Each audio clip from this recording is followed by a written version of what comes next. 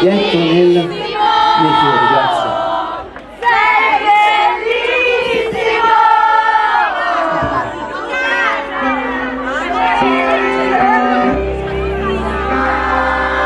Siete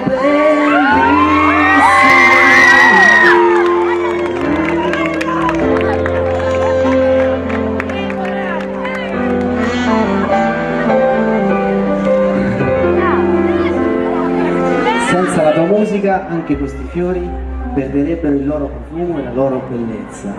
Grazie Francesca, Ilaria, Carla, Anna, grazie a Rosanna, Fabio, Giuseppe, Luana, Silvana, Erika, Giussi e tutti gli altri.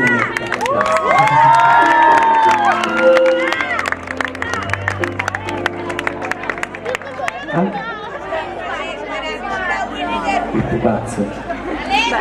La lettera. Scusate,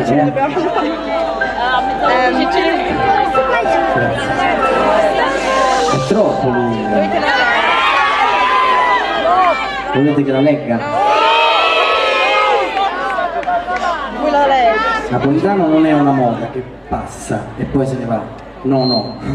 Lui lascia il segno, resterà un talento. Lui è musica e generosità. Lui è bellezza ed è un sognatore che lotta per inseguire i suoi sogni e ci riesce, grazie.